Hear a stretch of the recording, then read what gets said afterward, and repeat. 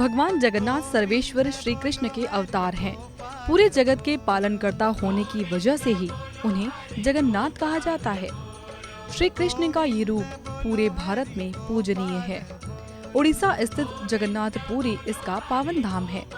धार्मिक दृष्टि से इस स्थान का इतना महत्व है कि इसे प्रमुख 4 धामों में से एक माना गया है।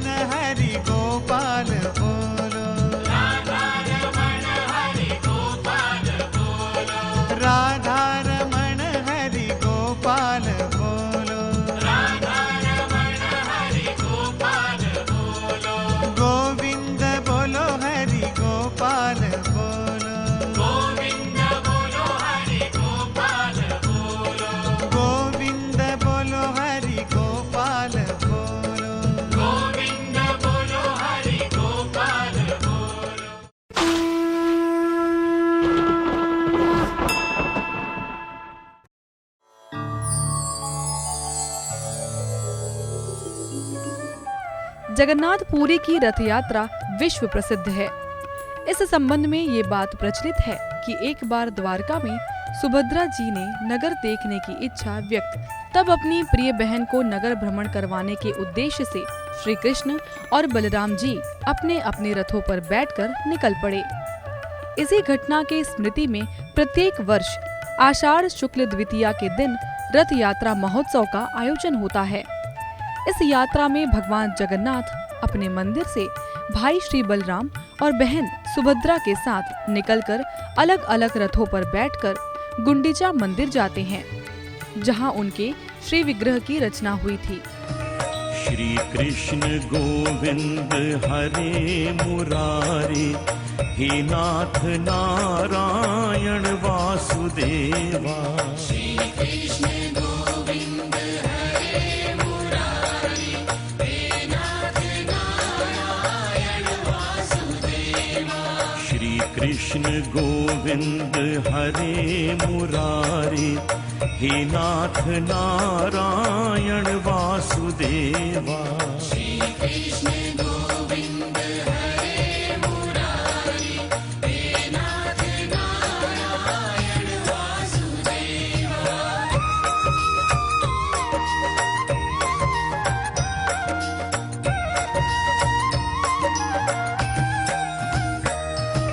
श्री कृष्ण गोविंद हरे मुरारी, हे नाथ नारायण वासुदेवा।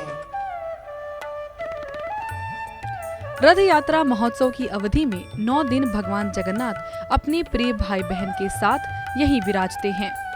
मंदिर से भगवान जगन्नाथ श्री बलराम और सुभद्रा जी को उनके रथों पर बैठाकर संत और भक्त जन झूम झूम कर उनकी जय जयकार करते हुए रथों के रस्ते खींचते हुए चलते हैं।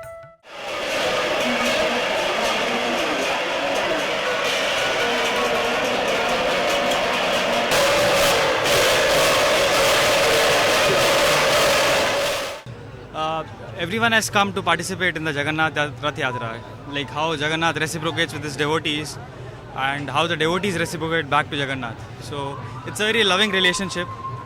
So just to feel that relationship and just to be in the presence of Jagannath, it feels really good.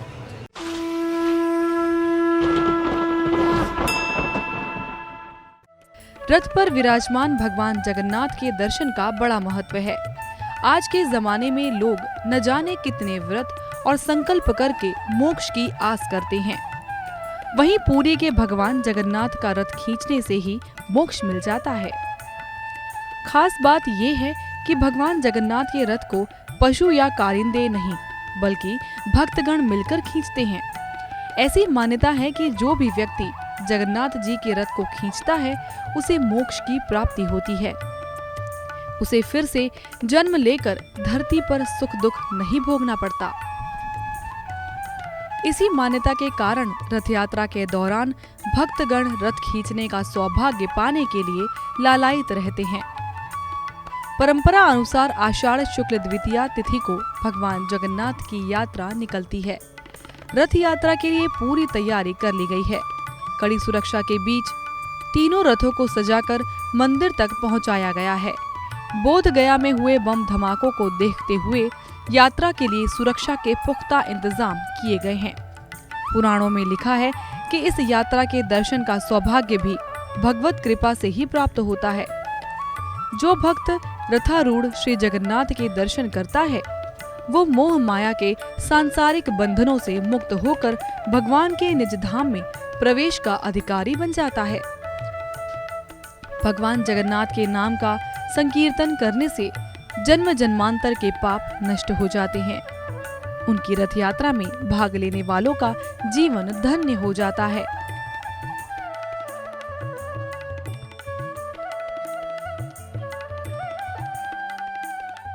बहुत आनंद आ रहा है, बहुत खुशी हो रहा है। इतना आनंद आ रहा है कि ऐसा लग रहा है जैसे साक्षात नारायण भगवान आज अपने भक्तों को जमीन पे आके दर्शन दे रहे हैं। बहुत खुशी है। बहुत भक्त लोग आए हैं देश के कोने कोने से और अपना भाग्य और सौभाग्य समझते हैं लोग। आज का दिन इतना पवित्र है जो भगवान नारायण जो हैं सबको अपने दर्शन जो है अनमोल दर्शन यहाँ पे देने के लिए आए हैं। भक्त बड़ी श्रद्धा और उत्साह के साथ भगवान का रथ खींचते हैं। मार्ग में दोनों तरफ खड़े श्रद्धालु पुष्प वर्षा और आरती करके रथ यात्रा कर रहे अपने आराध्य देव का स्वागत और पूजन करते हैं। वहीं जगन्नाथ यात्रा के साथ ही गुंडीचा मंदिर के सामने भारत के मशहूर सैंड आर्टिस्ट सुदर्शन पटनायक द्वारा बनाई गई भगवान जगन्नाथ की रेत की मूर्तियां भी श्रद्धालुओं के आस्था का केंद्र होती हैं।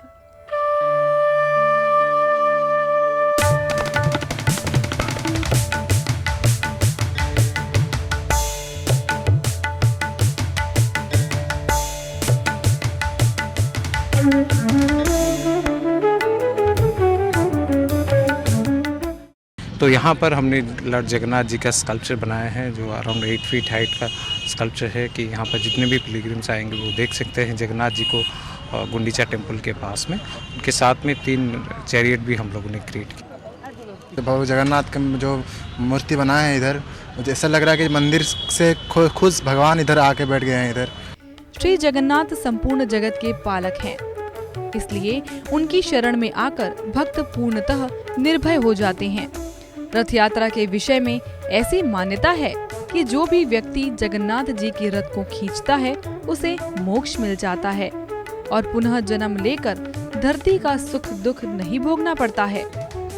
इसी मान्यता के कारण रथ यात्रा के दौरान भक्तगण रथ को खींचने का सौभाग्य पाना चाहते हैं।